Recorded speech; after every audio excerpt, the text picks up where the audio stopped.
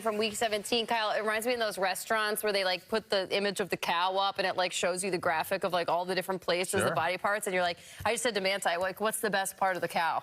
Prime rib. Let's go. What is the prime rib version of the Bears-Niners, Kyle? The Sunday Night Football. My God, it was medium rare. Yeah, let's get into it. They absolutely nailed it. We went to the Bay Area where we'll be going shortly for Super Bowl 60. Will one of these teams be there? The Kid. The Bears are already the NFC North champs. They're going into the playoffs. The Niners are going to the playoffs, but there's one seed application. First play of the game, it's picked. Ooh. First play, TJ Edwards. Mike Tirico's call was fantastic. Pick 6, Bears rolling. Brock Purdy blinks first. Are the Bears just going to come in there and have a party? No. In fact, Brock Purdy was incredible. Trent Williams goes out on that play with the hamstring, doesn't come back. Yeah. Watch Juszczyk out in front. Boom. McCaffrey already tied at 14. This game was so symmetrical. It was 7-7, 14-14, 21-21. Now watch this. Free play. They let it go. Sometimes they don't. Caleb's just going to unhatch this howitzer to who? Colston, a rookie. He was all over the field last night. That's pretty. 21-21. This whole game was pretty. Now it's 28-28. This is the play of the night, though. I didn't know Purdy had this in him. This is awesome. What? What? Was that some sort of Randall Cunningham? Let me hit the W. Oh, gosh. It's amazing.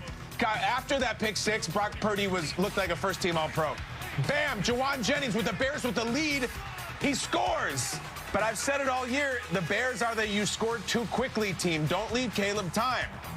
The Niners take the lead, but the Bears have all their timeouts. They have plenty of time. We're gonna go all the way to 21 seconds, though. Watch what they do. Loveland, Swift, hook and ladder, second of the day. Does he score? No. Caleb goes up. He spikes it. They're going to get down to 4 seconds, so they have one play for the win. Caleb doing the Caleb thing, scrambling, jumping, make a miracle. It's triple. Gotta have it. Throw it. Throw it. He won out, and it's over. The Niners win. What a game. 42-38. Two very good teams. They did not play a lot of defense, but the quarterbacks were fantastic. And Brock Purdy and McCaffrey, who were both electric last night, get the win at home.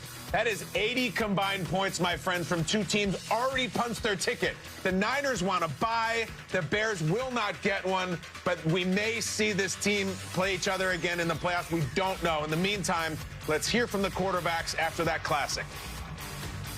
Obviously, we're thankful to be in this position, but I've said this before, it's just been one of those kind of years where it's like you have to focus on just the next day, the next man up, finding a way to win each Sunday, and then at the end you can look up and see where you're at. And so for us to be in this position is really cool. We're all grateful for it, but at the same time we have to go do something about it.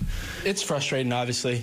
You don't want to lose a game ever, and then also just be in that position and you know, having a shot at the end is all you can ask for in those moments. But we got to do a better job overall, just execution. We made too many mistakes as a team. Watching that final play for the Bears, it was almost like Caleb had a kick save and a beauty. The way he was wild around that on that play, tries to find the completion, can't. We've seen this happen with the Bears time and time again. They pull the game out. They did not last night. That doesn't mean that we weren't impressed by the performance, as the Seahawks still have that #1 overall seed. Right now they have the bye. But again, this thing comes down to next weekend. We have to have this conversation continuously over the next 5, 6, 7 days. San Francisco right now, the 5 seed, the top of the wild card spot. Right now they would go to Carolina. But we got to get to the Panthers, too. My gosh, save my breath. Manti, where do you want to start with this one? Because the game in and of itself was stunning, but the way it has ripple effects, as Kyle said, on the NFC matters as well. Yes, and listen, first and foremost, Chicago Bears fans, you're okay. The Bears are great. They aren't just good, they're great. Now, I would like to talk about the San Francisco 49ers because they remind me of a little bit of my kids. So when we go over to my parents' house for potlucks, we pull up to the house and my kids have these toys, and me and my wife always turn around and my kids want to take the toys into the house. And we warn our kids, like, no, just leave the toy in the car, because if you take the toy out of the car, you're never going to get it back. That's what I think the San Francisco 49ers offense is right now. When I look at that offense, if you give them the ball, they're going to score points. Kyle kind of alluded to it in the highlights. It was 7-7, then it went 14-14, 21-21. And then they punt the ball for the first time since November 30th. and the Bears have a chance. And you're like, okay, this is it, Chicago. You have to score a touchdown, because if you don't, and the San Francisco, the 49ers get the ball back, they're most likely going to score a touchdown. They don't score a touchdown. You're like, oh, you lost your chance. For some reason, when I'm watching this 49ers offense this year, no matter how they get the ball or when they get the ball, it usually ends like that. It usually ends in 13 throwing a touchdown. He's doing his little Dougie, or I gotta think we have to rephrase that. Something like maybe a Bruggy. I don't know, a Brock Purdy. I don't know what it is. But something happens where the 49ers just score a touchdown. So I love where they're at right now. It's not something that I don't think anybody expected it for them to be this efficient and this good, Willie. So how they're looking, how efficient they are, it's looking scary late into this season going into the playoffs. Yeah, offensively, they looked amazing. Defensively, they looked horrible, man. I was disappointed in the 49ers defense. And I understand no Fred Warner, no Bosa, but they have to have some pride. This defense was at home. And the Bears looked really comfortable. They showed up and they put their feet on the 49ers couch and grabbed the remote and said, hey, we're just going to be here for a while. They racked up 440 yards and had 12 third downs.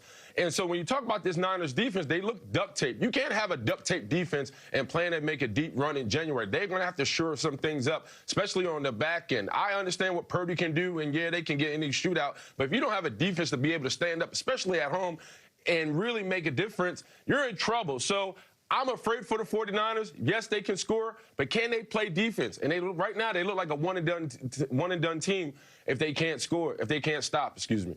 12-4. 12-4. I hear what you're saying, that the Niners are obviously flawed. They've won 6 in a row.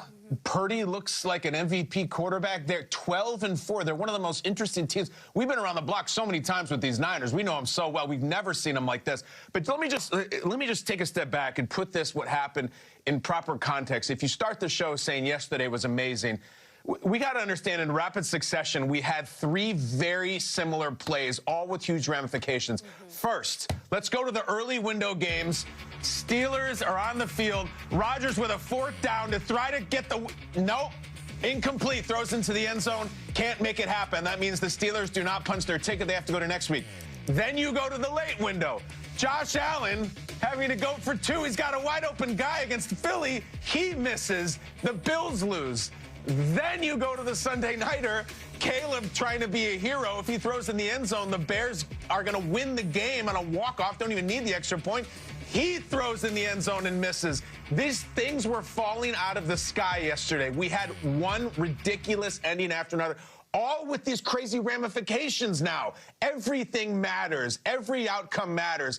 Listen, I think if you're the Bears, if you're a Bears fan, you say, like, I don't know, that loss doesn't particularly sting. We were 1 throw away, but I think the Niners were better. I think Brock Purdy was better. They couldn't stop him. They had the ball at the end. They couldn't score. Caleb always gives you a chance, but they're going to the playoffs. They could have had that one. They didn't. I just couldn't. I'm still like on this like emotional hangover from yesterday. I didn't leave the couch yesterday for like 14 hours. It was one of those days. So good. And then there's the Seahawks. The Seahawks who just keep on winning and winning and winning. Let's get to Seahawks-Panthers right now.